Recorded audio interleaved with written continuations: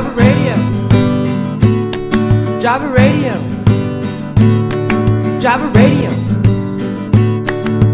Wrestling podcast featuring Ron and Bomber and Corey and the one and only Peanut. Java Radio. Java Radio. Bitches. You called the wrong motherfucker for that. Mr. Excitement. Oh, I love that. I have real insight for the match, though. Well documented, you are a hardcore racist. Okay, I got you. What's up, and thanks for tuning in to the first ever Jobber Radio. I'm going to be your host for this podcast, Matt Gollum, aka Peanut, and I'm joined by two other guys tonight. My first co-host at this time is known by Matt Zion. What's up? Hello, otherwise, well, you guys are going to be calling me Rami the whole time. Rom2000 is my internet wrestling, aka super nerd name. And I'm really excited to be posting this. Not only is it going to be on our A2E forums, but also on the first episode should at least go up on the Reckless Eating channel, which is what I'm, for the most part, known for. Although one weird thing to say before we move on to the next host is I've had a few fans, actually, from Reckless Eating pop up and say, "Are you Rom2000?" And it's really, that's like one of the biggest, weirdest things, because it's like, I've never once on the Reckless Eating channel said that I do Rom2000 for like the past 10 years and do like music videos and stuff. And I've had a few figure it out, and that always blows my mind. So hello to the people from A2E, the people from the internet wrestling community, and the people from the Reckless Eating community. Moving on. Awesome. I mean, it's great having your presence here. You and your 8 YouTube accounts. It's great. But actually, I think 4 at the moment, which eventually, though, I will get to 8. Fuck your mom. There it is. You hear him right there, second man, Jake, a.k.a. Bomber. What's up? What's going on? First of all, before we even start, your last name's Gollum? Mm-hmm. Gollum. Yes, Gollum. Lord of the Rings. Lord of the Rings, yes. Lord of the Rings Gollum. Okay. No. Did they literally, like, your lineage leads back to Lord of the Rings? Unfortunately, yes. It dates all the way back to the book. That would be fucking awesome. We're gonna get yes, I'm Bomber. Let's do it. As you can already tell, this is going to be a podcast based around wrestling, what's going on in wrestling, past wrestling, our overall thoughts on whatever wrestling, and that's going to be it. But before we actually jump into certain topics, we're going to tell a little story of how we got into wrestling. My story, personally, is pretty boring. It dates back to back to when I can even remember. And I just started watching wrestling, and that's the story. But I think these other two guys got a little bit more of a story. Rom, what's your story? That was captivating, Peanuts. I was young and I got into wrestling. I can't even wait. Like, what is gonna happen next on this first edition? So well, one funny thing about my story with wrestling was it was actually in high school that I got addicted to it. And I remember growing up, like Hulk Hogan and Macho Man, all that shit. And I hated wrestling. I hated the idea that it was this fake thing. It wasn't real. I liked basketball, so a lot of people called it a sport, and I was just like, oh, just crap. It was mostly due to my parents, because my mom and dad both know wrestling, would always just tell me that's just that fake stupid crap, and it's not real, it's dumb or whatever. And I remember going to high school, and what happened was the group of friends that I kind of got associated with, and one being the Rebel on the A2E forums, for the A2E guys out here, what would happen was I'd be standing around with all my buddies, and they would all talk about Raw, and it's like the next day on like Tuesday or whatever. And I'd be standing there and just be like, I was the fish out of water. This is back when wrestling, like in 2000, when wrestling was just like the hot thing. And if you didn't like it, you were an idiot. And so I looked like a fucking idiot. So one day I swallowed my pride and I turned on Raw. And I remember the very first thing I saw was right before Survivor Series, where The Rock turned on Mankind and he won the title and joined the McMahons. I saw the go-home show for that Survivor Series where the McMahons were like screwing over The Rock, and they were like holding up Mankind's hands, and they're like, "This is the next champion." And I was instantly instantly hooked in wrestling. And it was just funny because like The Rock and Mankind were literally the ones that gave me the passion for loving wrestling. And I remember the next day I like came and I told the guys about what I'd watched, and they were like, "Oh, what, you faggot, you watched wrestling?" And they were like, "Totally, that's just what best friends tell each other."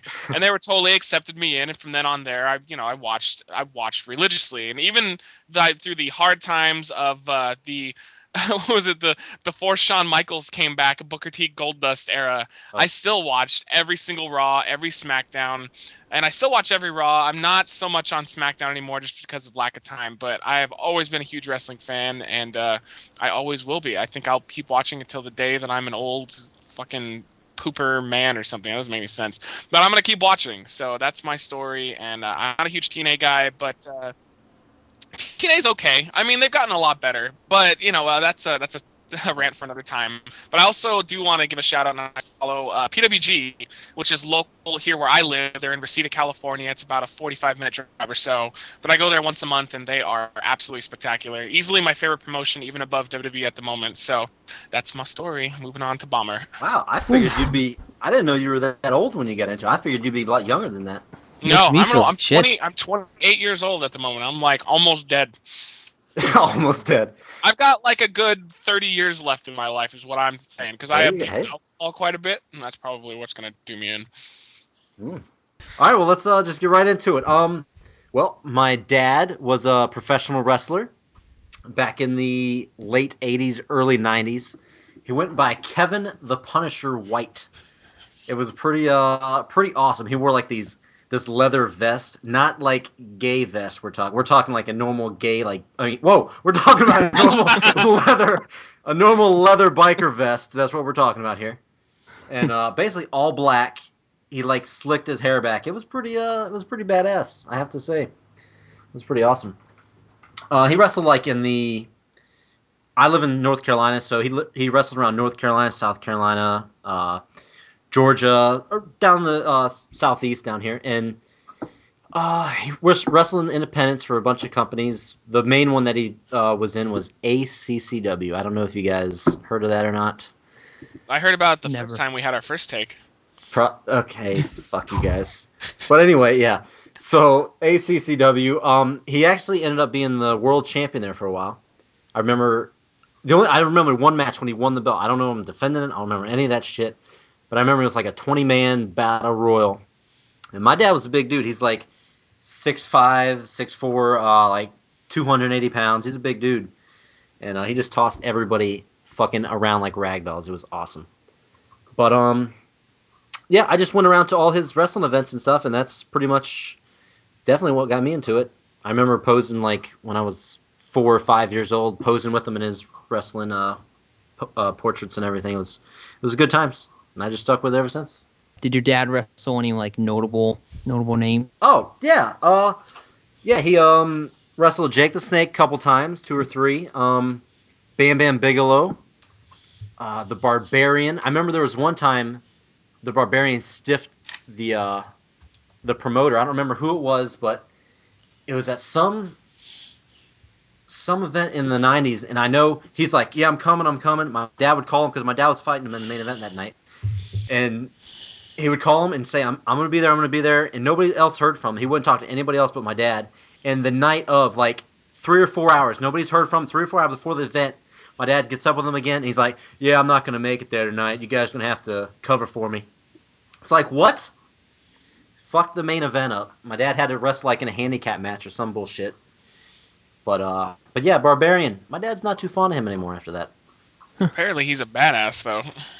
Hey, he is a badass. He's nice, supposed to be like, it's like what him and like Meng are supposed to be like 2 of the most legit tough people in wrestling. Really tough guy. I remember it had to do with Meng. his wife, whatever it was. It had to do with his wife. Maybe she slapped him around a little bit. I wouldn't doubt it. But yeah, no, it was good times. Awesome. Well, yeah, that's our little backstory, but we're going to jump right into it. Our first topic we're going to discuss tonight is, I think it's a bit of a topic going around. I know the wrestling forum I'm part of, it's been a little bit of discussion, but topic is WWE removing the Attitude Era, like all their clips. Yeah. Bomber, like, any thoughts? No, and naturally coming from old school style, obviously loved the Attitude Era.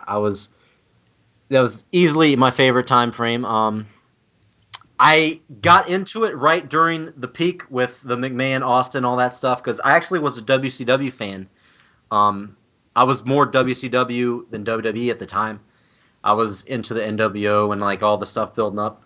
And I remember my very first like Raw that I watched. I didn't watch it beforehand. This is my very first one. Had something to do.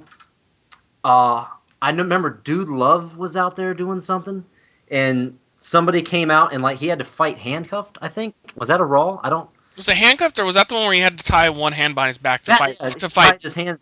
Fight Vince, or was that Vince? Man, I don't fucking remember. I kind of remember what you're talking about though. Wasn't that when Dude Love was feuding with Austin before he turned heel? I think so. Yeah, I remember that's the very first time I ever watched like a Raw. I think it was a Raw. I'm pretty sure it was Raw. That was the very first time I started watching them. That's from the point I picked up on it. But Attitude Era. Fuck, I don't know how they're gonna like try to erase everything, but I have no clue how they're gonna try to do that. I don't think they're gonna try to erase everything though. I mean, it's just for Linda's campaign. It'll all come back the second she loses because she's not gonna win. No, so like prayer. It's stupid how like they're trying to like remove it, like it's gonna do anything. I don't think they're removing it. It's basically they're throwing it under the rug until she wins, lose, draws, whatever the fuck she's doing for her campaign, and then once that's done, then they're just gonna be like, oh, it's back again. Because I mean, it's the same thing they did with Benoit. You know, he murders his family, and he's not mentioned. Nothing, no DVDs. Now he's on DVDs again. Sometimes they even mention, they mention his name. Sometimes he's not edited out of DVDs anymore. So it's just a time thing. Yeah, he's already back in stuff again. Like the first time they put him back in was New Year's Revolution Elimination Chamber, and he was left in the main event because of course, like how could they? You imagine them trying to edit that out? They put like Godfather's face over him, and they're like, oh, Godfather's back, like with Benoit's body. That'd be awesome. But yeah, no, once the campaign's done with, it'll all come back. It's racy. I mean, look at a lot of the stuff that they did back then. They don't want people using that against her, which is understandable, but at the same time, do they really think people are that dumb that they can't find clips of it on YouTube or like references of it? So they're trying to remove it from YouTube, but like all their past DVDs, it's like it's not like there's no way they will ever find every clip of the Attitude Era, so they're not getting rid of it. They're just trying a PR thing to try and make sure. There's basically like if somebody brings it up and says, "Hey, what's this clip of Triple H fucking a corpse?"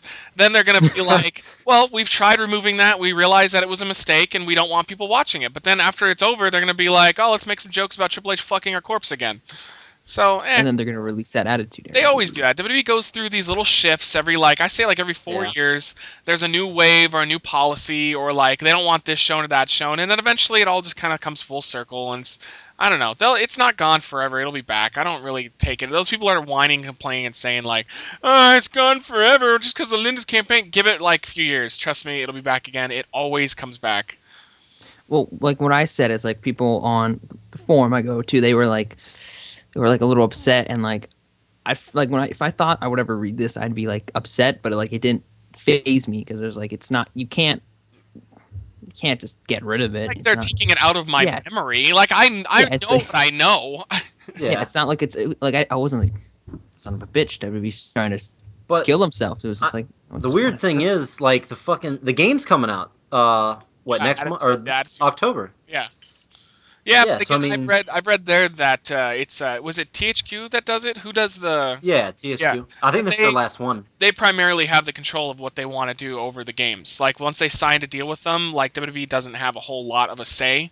So that was more of a THQ decision. So I can see that being the case, but I'm sure WWE would be like, hey, forget to put out Kane fucking a corpse. Like don't put that in there, please. That would be that's triple. That'd be awesome though if your creative wrestler had sex with Katie Vick. Like, starts banging her like in a casket in the middle of the ring. That'd be awesome. Oh man, it'd be awesome, but it would be terrible for the campaign. So that would not be. And she's trying to buy her way into winning when she has like no prior experience as a politician, and basically she's just super rich. So hey, she might get it. That's what most politicians do. Yeah, this is her second time running, right? This is her second miserably time? The first time. Yeah, she's not gonna win. Not even. Really now we're getting political. Now we're gonna. Oh, I do political now. I can do political. What you want to go? I'm all for that. We're gonna keep it station, motherfucker. Let's do it. We're keeping this purely wrestling. Okay. But actually, I might throw a story in here about the Attitude Era and how people try to say it's like terrible and like how it should be. You said the Attitude Era is terrible. Not terrible, like how people think like it was too far. It is kind of right though from a standpoint if you think the Attitude was pretty terrible. Because the only stuff about the Attitude Era that was awesome was all the main event stuff. Because if you watch like nowadays compared to the Attitude Era, nowadays they focus on a lot of stuff. Like there's a lot of character development for their mid-carders and their low-carders. Even if they don't give them a solid program to go into, there's more emphasis on the writing, even if it's shitty. They're trying to make everybody have a personality. Back then with the Attitude Era, it was just like you're in this group, good luck. Like you're in the Nation of Domination, you're in the Oddities, you're in the Corporation. Everybody in the Corporation had no fucking standout except for the main guys. Like who gave a shit about Test? He was just that's a Motley Crue bodyguard. Okay. Rest in peace. Whatever. He caused his own death. But still, it's like back then though, you would watch like an IC title match would happen on pay-per-view, and there was no build up to it whatsoever. It was like the Godfather versus Road Dogg, and you're like, oh, so this was announced prior? No. It's just happening. Like they rarely built up anything other than the main event scene. At least today they focus on everything. Maybe not that great, but at least they're doing that. That's true. I'm glad you brought up Oddities because I was sitting here. I was hoping somebody would say something because what was that tall dude name? He was like one of my top 5 favorite guys. Well, it was either Kurgan or what was the really dumb looking guy? Kurgan. Okay. That's it. The dude with the like goatee. He had the little Jewish hat on. Yeah, and somebody came out with like a Cartman doll or something like that. Yeah, that was Golga. Golga, wow. Golga. He was what's the Shockmaster? No. Yeah, Golga was a Shockmaster, and he was also Earthquake. Wait, what? Yeah, I gotta look that up to make sure, but I'm pretty sure that was Earthquake. Let's look right now. Yep. Oddities. Shockmaster was Earthquake. Well, there's not gonna be a whole lot there's not gonna be a whole lot on this thing. Seriously, there's not. Where is it? Giant Golga. He was. Oh, never. Okay, he was. Wait. No, I'm right. Yeah, it was Earthquake and WWF, and then in WCW he was Avalanche and the Shark. And I thought he was the Shockmaster, but he probably wasn't a huge portion of his career. I think Shockmaster was Typhoon. I think you are correct. Oh wait, that's what I just said. Yeah, you are correct. So he was his tag partner at one point. But yes, he was Earthquake. But isn't that crazy? My mind is blown. During the cool Attitude Era, they had this guy who was super old school Earthquake wrestling still. That is badass. Just throw a mask on him and have him love South Park, and that's all it takes. Oh my god. Yeah, I'm gonna look up Shockmaster too. Continue, Peanut. Yep. What were you saying? Well, my story had nothing like to do with like. I meant terrible by meaning like they pushed the too many limits, like they went too far. Envelope, yeah. But that was good. I'm trying to say is how people always pull that. I don't buy it because Sundays when they would have the pay-per-views, I would go to church in the morning, and I would see my pastor praising God, and come pay-per-view time, he would be knocking at my door with his popcorn and his Stone Cold Steve Austin shirt, and he would watch pay-per-view at my house during the Attitude Era. Yeah, that sounds pretty bad. Church pastor. What a shitty church. Yeah. Yeah, well, back then though, it was pop culture awesome though. It was like anything that gets big, like nobody really took offense. I remember they didn't start getting advertisers pissed off at them until they started losing viewership. Like at 2001, they started to kind of knock it off because there were people literally saying they would stop advertising with them. But that was right after they started cooling down a little bit too. Yeah. Yeah. I mean, I wasn't the coolest kid in school, but like even the fucking all the popular kids, everybody, they all had fucking wrestling stuff on. Yeah. Like almost everyone at some point owned a Stone Cold shirt at some point in their life. Everybody. Even a church pastor. Even a church pastor. There you go. That's my story. But I think we're good to move on with this. But the next topic is not necessarily a topic. It's going to be a segment that we're going to do on every single podcast. It's called The Raging Roundtable. Well, enough is enough, and it's time for a change. We're going to talk about what is pissing us off in wrestling, what pissed us off in the week of wrestling, and we're just going to dive right in. Bomber, what pissed you off? What pissed me off? Well, we had a little bit of debate about this, but I'm going shying away from WWE for a second. I'm going straight into TNA. I know you guys don't follow it as much as I do. Not that I follow it a whole lot, but of course the Aces and Eights angle. It's a big invasion angle in case you haven't been paying attention. Basically, these biker dudes are coming in, invading Hogan's show, and him and this past week on Impact, he recruited the Stinger. Stinger came out and said he was going to come with them, and they went to the what do you call it, Peanut? The clubhouse. The clubhouse. The clubhouse. They went to the clubhouse to go get Abyss back, or whatever you want to call him, Joseph Parks, whatever you want to call him. And up at this point, like nobody's really known who the leader is. Obviously, they haven't revealed anything. They're not going to till Bound for Glory. But to me, it was pretty damn obvious the voice that they had modification wise. Yeah. And it was fucking Eric Bischoff. It was any normal wrestling fan can tell that was Eric Bischoff. But remember, you and I talked about it before too. That doesn't necessarily mean it's Eric. If anything, like when WWE did the DDP Stalker angle, it was Vince McMahon doing the Stalker voice, but it was DDP. So knowing TNA, they're dumb enough to where they would just make it be Eric Bischoff. But there's a good possibility they just used his voice to throw people off. Yeah, but could you tell, like, back then, could you tell that was Vince's voice, though? Well, no, but what people did, nobody could tell. Well, like, nobody could really tell it was Eric Bischoff's voice, too, though. They just did that whole, like, slowdown. Didn't they do, like, the slowdown thing where you could just... Yeah, here, watch. I'm playing the clip, all right? I'm going to play the clip. Okay, we're here. Sting and I will fight you. Yes. You want it, you got it. Yes, I'm in. Let Parks go. Hulkster, for the first time in your adult life, this isn't about you. This is about you watching what happens when you mess with us. You standing by helpless, watching two of your toughest guys. This is about you watching what happens when you mess with us. You standing by helpless, watching two of your toughest guys get destroyed by two of ours. And then knowing that it's all because of you. Boom! There it is. That shit just got played. Did you listen to it last night? You listened to it last night, right? I listened to a little bit. I didn't notice it was Eric Bischoff because I was laughing too hard at the fact that Hogan and Sting were tied up. And Hogan, the worst actor in the world, by the way. He was great as Mr. Nanny and shit. But he lost his touch. He's always been a horrible actor. There's never been a good Hulk Hogan segment. Even his like heel turn in WCW that was like legendary. Listen to his promo. It's like, I'm so sick of these little kids, brother. I just don't like children. Like it was corny as fuck. So he's never been good. That's Hogan. But yeah, I mean, okay. Say it's not Eric Bischoff. Even though like my whole point is to me and to a lot of other people, I'm sure. I think the majority of people think. It was pretty obvious it was Bischoff. But, I mean, that's me. Say it's not Bischoff. Obviously it was his voice. I'm sticking to that shit no matter what. Just by the way he talked. You couldn't tell by the tone, but you could tell by the way he talked. Anyway, who could be... Well, the other big rumored one is Jeff Jarrett. Because Jarrett's, he was running their, what was it, in India or whatever the hell they were doing? That other TNA Fed they had going? Well, that's done with now. I guess it didn't get renewed. Was it Rock Connor? I don't fucking remember. Something weird. And Jarrett's done with that now. So I guess he's back. So they're trying to find a way to integrate him back into it. So I could easily see it being Jeff Jarrett instead. Or knowing TNA, it would be, how about Sam O'Neill from Jurassic Park? So, all of a sudden, like the guys take off their masks and they're like, "Here comes our leader," and they play like, "Oh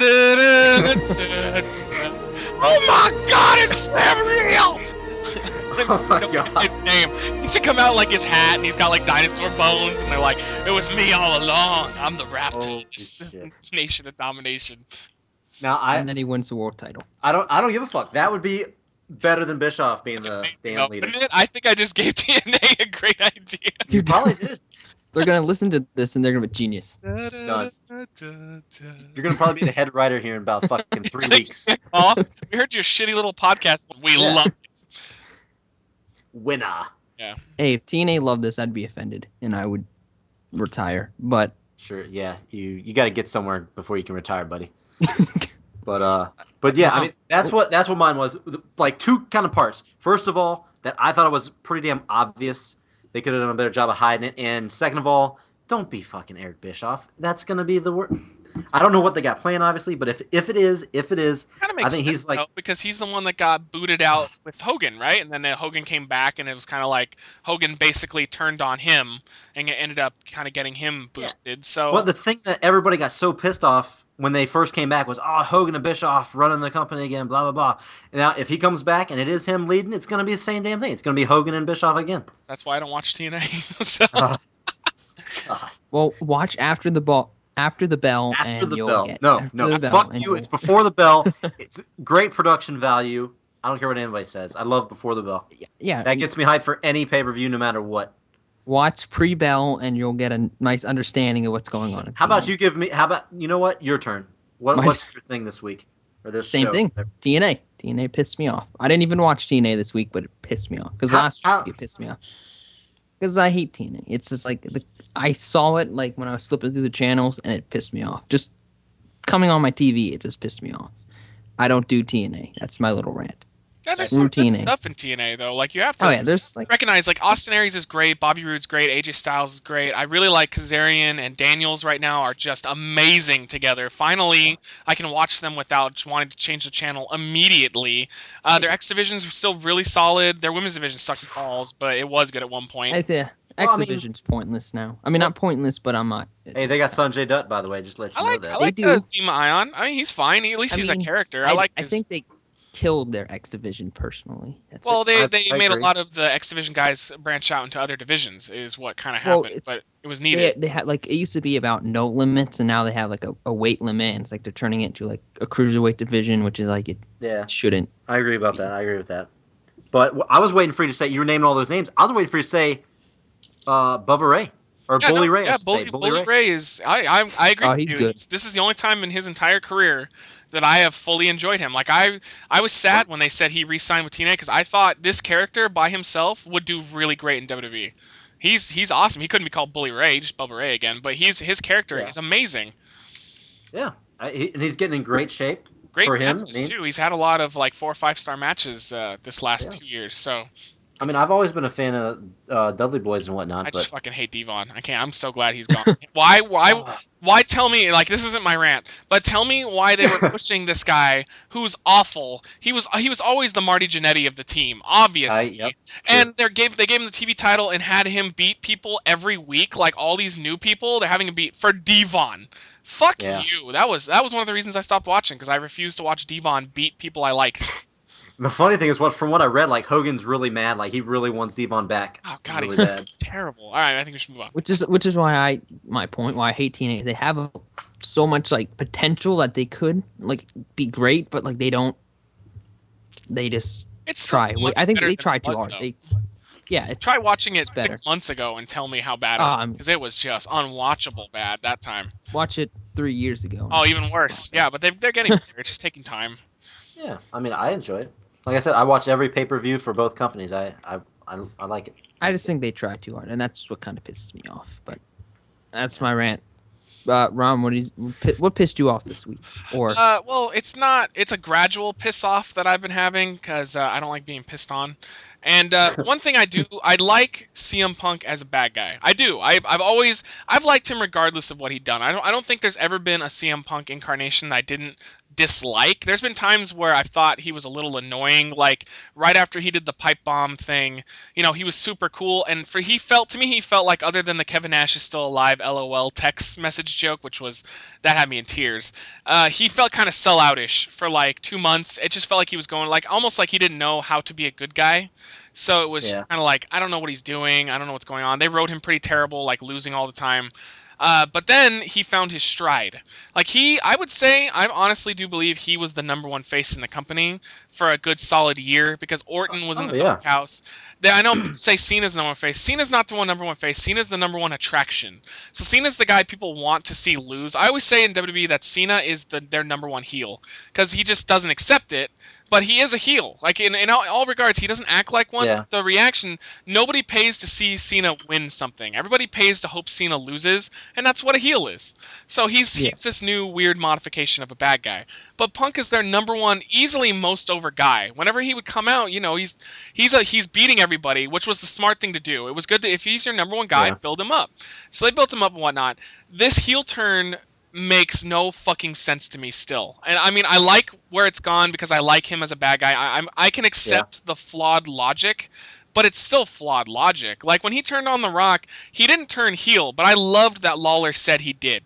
The night after was brilliant, where he sat in front of Lawler on the thing and he's like, That was great. You need to explain this to me. But what I don't get is when he sucker kicked him in the back of the head. Why? Like he, for an entire like year and a half, he wasn't doing that. It wasn't about sucker punching people. It was about beating people in matches. Like he didn't even sucker punch Jericho when he deserved it, because he'd rather beat them in the middle of the ring and show them that he's the better wrestler in the company. All of a sudden it's a chicken shit again. And it's like, I think they're trying to say that like Heyman got in his ear and Heyman's turned him and stuff, but at least make that clear. And they're not making it clear. They're just kind of, God damn it. I don't understand how you could turn your number one face into a heel just so he can work a program with The Rock and Stone Cold later on. Why couldn't Punk have been a good guy and worked with The Rock? Why does he have to be a bad guy? Like a Punk face versus Rock face match would be spectacular. They didn't feel the need to turn Cena face or turn him heel against The Rock. So why the fuck did Punk have to turn? It feels like they shot him in the leg and were like, all right, now go out there and continue to perform for us. It's like, fuck, it's really annoying. Like the whole speech he gave to Cena on Raw, which I did see, the whole like turned his back. He's like, in 5 seconds, I'm the biggest beating you've ever given in your life. I'm sitting there thinking like, 3 months ago, the fans were fully behind you, and you were the one like in Cena's position, and now for some reason, because of no respect, which makes no goddamn sense, because his character before that was all about, he didn't care about the respect. The whole point was that he was the champion, he was the best, he didn't care what anybody else thought. That was literally in his promos, that he didn't care if Cena was going on last because he was the best in the world.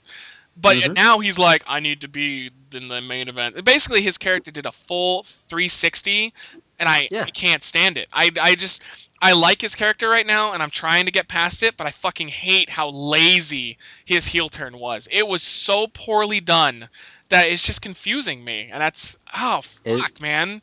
Like no logic behind it. It's just forced. I mean, it is forced. I think what they're doing, like, everybody gets turned on when they have a long title run. It seems like nobody's been turned on Punk, really. That's what I think. The one thing, I have personal things with Punk. I'm not the biggest Punk fan, but he is amazing. I give him all the credit in the world. He is amazing at what he does. But I have to give him credit. He's the only person I've seen that's had the title that long that hasn't been turned on. Cena, when everybody started turning on him, that's when he started doing his long-ass title runs, and I think they're starting to get scared. Well, they had to bring in Paul Heyman just to cement him as a heel, because he was beating the shit out of Lawler in his hometown in a cage, and they were still chanting CM Punk. It's like when Austin did the like heel turn, but he was a face, right? Like he did like a face-ish heel turn when they really pushed the 316 thing. Like imagine he's getting these huge ovations, but they don't want to hurt like Undertaker or HBK or Bret Hart or anything, so they just put a full stop to it and just keep him heel. That's stupid. Like you're literally turning away a star and money because you don't want to turn other people heel. It just feels like it's lazy ass writing. Like Austin's getting over and he's like, they're like 316, they're buying these shirts like crazy, and he's totally over there like, fuck it. We don't want to turn these other guys, so you're a bad guy now. Let's just give you let's just do everything we can do to make you a bad guy, but you're not gonna be. Like, God. I know Punk's, you can tell he's more comfortable as a bad guy, but don't just do it to do it. It just seems fucking stupid. Yeah, I think they're starting to get scared in this all. Yeah, well, I just think they're going to turn on him anyway. They wanted Rock and Punk, and they wanted a potential Austin and Punk. And I think the only way they felt they could do it is if he was a bad guy. And I'm sure Punk was like, if they approached him, or, he may have been the one that came up with the idea, but if they approached him and were like, hey, we want you to fight The Rock, and then we want you to fight Stone Cold, but we want you to be a bad guy, Punk would be like, yeah, fuck it, I'll do it, whatever, I don't care. I want to fight these people, because that's a big deal. So, of course, he'd probably just be like, fuck it, I'll do it. Yeah, that's cool. But, fuck, lazy. They could have found... I really think they should have pushed the whole Cena has been in the main event and the company is more behind Cena than Punk thing way more than they did. Because it was basically mentioned in one promo, and that was it. That should have been the entire basis of his heel turn, and then they would have been fine. But just lazy. Yeah, I agree 110%. Yeah, I agree too. Moving on now to topic number 2. which is the reports, the rumors, or what's kind of obvious, which is WWE pushing the tag team division. Bomber, what do you think about what you're seeing and what you hear? Yeah, I wanted to bring this up because it just seems like we all know that the tag division, almost through all the wrestling, not just WWE, like TNA's been fucking it up too. It died. It didn't even hit a downhill. It just straight up died. Nothing nowhere. But all of a sudden, it seems like I heard maybe some people are talking about maybe Triple H is trying to inject some life into it again or whatnot. But it seems like they're throwing all these guys together. Not sure if it's going to work out with all the random kind of guys, with Cody Rhodes and the what's that other guy? Shadow. Damien Shadow. Yeah, Damien Sandow. yeah. The Rhodes Scholars. But I just hope that they do. Tag team wrestling's probably one of my favorite things about wrestling. That's kind of weird to say, but I love tag team wrestling. I hope they do something to fucking start it up again. They kind of do this though. It's just kind of like, again with the Attitude Era, it's kind of a shift that they always do. WWE is really good at being like, every couple of years, well, I don't really like this anymore, so fuck it, drop it completely. Let's have two tag teams feud for 6 months that nobody cares about. And then they'll be like, remember Jericho? They're like, oh man, we love the tag titles. Let's really make this important again. And for 6 months, it mattered. And then all of a sudden they're like, fuck it, whatever.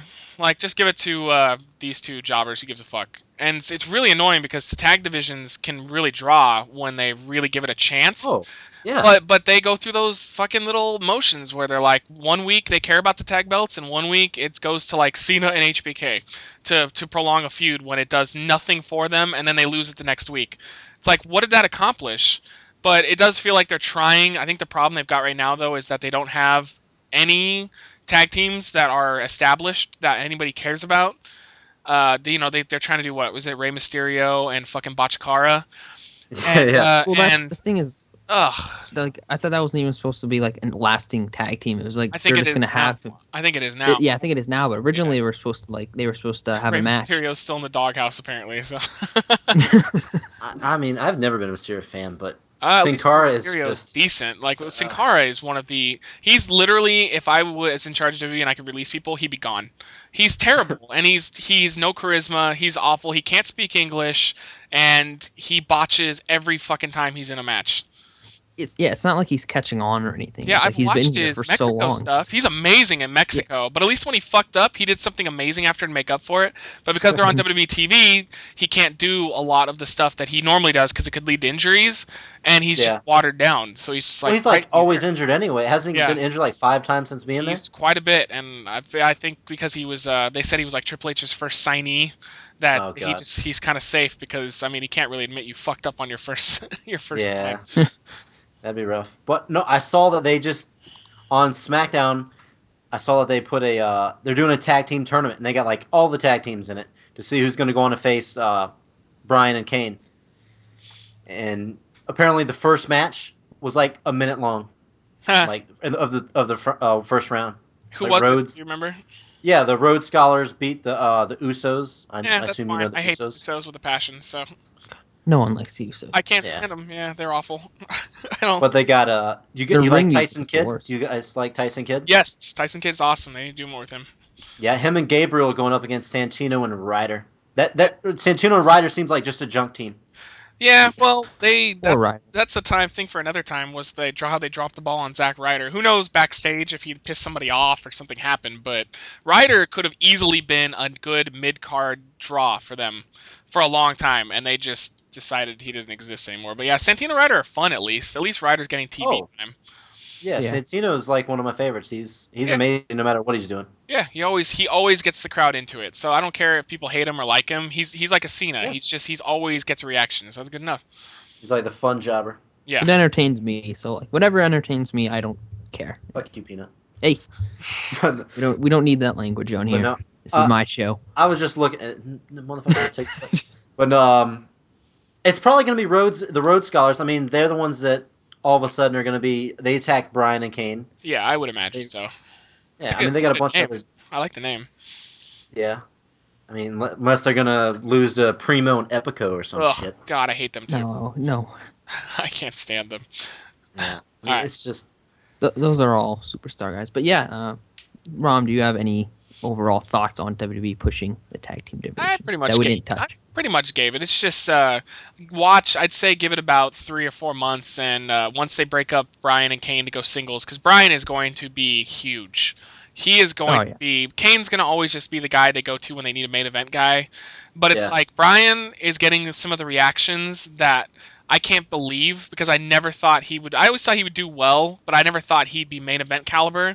He's literally on the readiness to be like a main event title holder for good, with the amount of reaction he's got, and his character is spectacular right now. Like, he is carrying that team. But I guess that'll transition to the next question. I was gonna say that perfect, because our next and final topic is Daniel Bryan and Kane, and it's big. It's like, I would think it's like the biggest thing going on right now, or most popular. I agree. Going on now. Yeah. Yeah. Apparently, SmackDown is like consumed with fucking Kane and Bryan segments.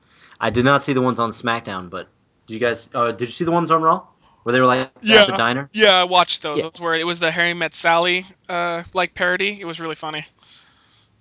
I have to say, never seen that movie. Yeah, well, they do the same thing. They basically like have like an orgasmic like yelling thing with each other. So that's what Kane and T. Bryan were doing. So I'm just gonna start with Rom. What are your thoughts on this? Well, Remember you mentioning something. I guess you didn't every 5 years they hit that new Booker T Goldust combination that's just magic and works. Because I remember hating Booker T and hating Goldust, but together they were gold. Like, they were just, I loved them. So, like, Daniel Bryan I liked a lot, of course. I've always been a fan of him ever since PWG and watching him Ring of Honor and stuff. But Kane, oh God, Kane was great for the first 2 weeks he came back with the mask, and then they just turned like it into like a soap opera thing with Cena, and I was just like, how many times can he kill Zack Ryder and make him look like shit when they could make money off of him? But whatever. And so Kane's been kind of like nothing to me lately, but together they are so fun. It sucks that Kane once again is going to go back to being like a joke mid-carder again, but if that sacrifice is to make sure Daniel Bryan's going to keep being in the public eye and getting over like he is, because Bryan is literally, I would be shocked if he's not in a high-profile match at WrestleMania. He's got to have something. I don't see him being in a title match, but I could definitely see, like, I really hope they do Daniel Bryan versus Sheamus again and actually give them a full match. Or this time Daniel Bryan beats Sheamus in 10 seconds. That'd be funny. I was about to say, because he jobbed to him last time. It would be pretty amazing that they'd go from being on, cut out of the card to only given 10 seconds or 13 seconds, then to be given a high-profile world title match. I would love to see them be given an actual chance. And I think they could go that route, because it seems like they're kind of keeping him as far away from Sheamus as possible right now, but still keeping him relevant and important. But that team is awesome. I just wish they could find better teams to feud with them, because right now, other than Rhodes Scholars, I don't really give a fuck about anybody. So that's my thoughts on them. Hey, you got Mysterio and Sin Cara, man. There you go. I fucking hate Sin Cara so much. I just wish he would. I wish he'd cut his way out of the company for good. I don't think there's anyone who's like a big fan of Sin Cara. No. But Bomber, what are your thoughts? First of all, do you see Sheamus holding the title all the way till WrestleMania? The only way, of course, he couldn't is if Ziggler cashed in and took it. But they love Sheamus right now. They love him. They want him to be the next big thing. You can just tell. But I could easily see him holding it until Mania, because like what's better? It's either Ziggler or name somebody else that you think is worthy of holding the world title right now, because I don't know of anybody on SmackDown that can. Right now, SmackDown, nobody. At the moment, probably not. I'm like in a what the fuck's his name? Antonio Cesaro. Yeah, but obviously he's not there ready yet. I know not yet. But I'm telling you, he's going to be. Claudio's awesome. I still can't call him Antonio Cesaro yet. I'm still Claudio Castagnoli, but yeah, I was trying to actually go by the real one. He's great, but the problem with him is I think he needs to get a little more personality going, and I think he's starting to. I don't think he was comfortable at all, because he's comfortable with his wrestling ability, but when they put him on the mic and stuff, he seems a little so that's why they started having him do like different languages and stuff, and that's working for him. I hope he does well, because he's awesome. But I'm still waiting on when they get Chris Hero in there. They're gonna see, or Cassius Ohno. Besides his name sucking, they're gonna see. God, he can work, and he is gonna be really special if they let him be special. I just want to see him team up again. Yeah, I don't think it's gonna happen though. I think I know. they want Claudio on his own for some reason. So That's back to the tag team wrestling, man. yeah, Well, like you said, I want real teams. yeah, I would love to see Kings of Wrestling versus Daniel Bryan and Kane. That would be a spectacular match because you got the two. Well, basically you have Chris Hero and Daniel Bryan that are more the technical guys, and then you have Claudio and Kane that are both the powerhouses. That would be a spectacular feud. Yeah. But it won't happen. But yeah, yeah. Yeah. By then, what's his name be going on the title matches? But I mean, Kane, I'm on the fence with Kane now. He can't wrestle for that much longer, can he? He's been there since fucking. Yeah, but is he really doing anything? 92? Like, is he doing any main event stuff that would kill him? Like, the only main event he's had was against Cena. Everything else he's doing is just your typical Kane shtick. He's not having any 5-star matches, so he's just kind of phoning it home. Really, it's more about his character right now. So I think physically, I'm sure he's fine. Yeah, I mean He doesn't look like he's slowed down. No, he's still good. Well, he's always been fucking slow. Yeah, that's true. Can't speed up anymore. But no, I remember watching something, DX or something like that. I don't remember what it was. Besides Triple H, I was watching. Everybody came running out to the ring, and every single person in the ring, I was like, retired, dead, retired. Yeah. Dead, retired. Oh, Kane. Still there. He's still there. Yeah. Like everybody was gone. Well, I mean, Triple H, he's kind of, he's out. But yeah. Except Kane, he's been there fucking forever. Yeah. I hope he can definitely push Bryan. I mean, I don't know if he needs really Kane to push him, but I think that's kind of what they're doing Bryan, though, is they're giving the more experienced guy to the guy who needs a little bit, and it's really working out for him because it's not really his wrestling ability that Daniel needs work on; it's his character development, and Kane is helping him with that tenfold. Well, when Daniel Bryan first came in, like as Daniel Bryan, it was like, he's a great worker, but like he doesn't have like. Oh yeah, boring. I was like he doesn't have the. The personality, and then like the yes thing just happened, and that thing's all over. I don't know if you guys saw how did that happen? The baseball, like where the whole crowd was. He started the yes thing because of there was an MMA fighter that would come out, and that's all he was saying, and Bryan was like, that was the most obnoxious thing that he had ever heard, because the guy was just like yeah, yes, and he was just like, fuck, I bet it was Clay Guida.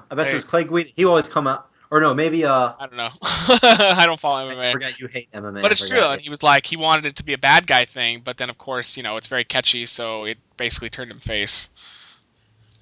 But I mean, it's like, I don't know. Did you guys see the clip of like the whole the baseball crowd doing the whole yes? I heard something about it. I don't think I've seen it, but I heard something. We'll about go to any indie show in the United States, and they're always doing indie. Yeah, still though. I mean, that shows you how much it's not. It's relevant now. Yeah, to, like, but society. It's not every fucking baseball team that's doing that, Peanut. I'm saying go to any indie show and it's fucking over. I don't know. You go to CZW, I bet they don't start chanting. Yes. I'm not talking about hardcore bullshit. I'm talking about indie.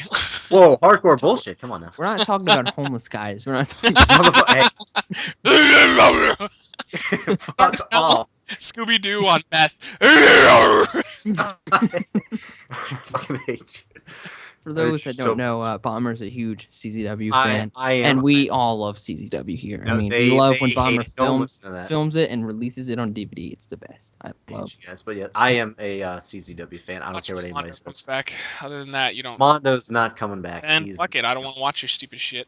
He hinted at coming back of Ring of Honor one time. He was talking about actually training and getting ready for it, but something weird happened and didn't do it. But he was actually really seriously thinking about coming to going back for Ring of Honor. Yeah, he was never really a good wrestler though. He was average, but he was just the crazy shit he would do that got him over. True. I mean, hey, bump off like a 2-story building, that'll do it for you. Hey, he's the only wrestler that's ever complimented my work before, so I like him. He was cool. Oh, there you go. See, all of a sudden somebody's cool. There we go. Yep. For that somebody in CZW is cool. No. Yes. Oh, I go to McDonald's all the time, and I think fuck cool. You, okay? Fuck you. You could have Blockbuster. You can see Six Commando still. So that's work. I don't think it will. All right, guys. I think that wraps us up tonight. Thank you for tuning in to the first ever edition of Jobber Radio. Look for us again in 2 weeks. I was joined tonight by Jake, a.k.a. Bomber. Yep. Matt Zion, a.k.a. Rom. I'm Matt, a.k.a. Peanut. See you in 2 weeks. Take care. There we go. All right. Well, it's a good thing I was masturbating the entire time, or I wouldn't have made it through. Really?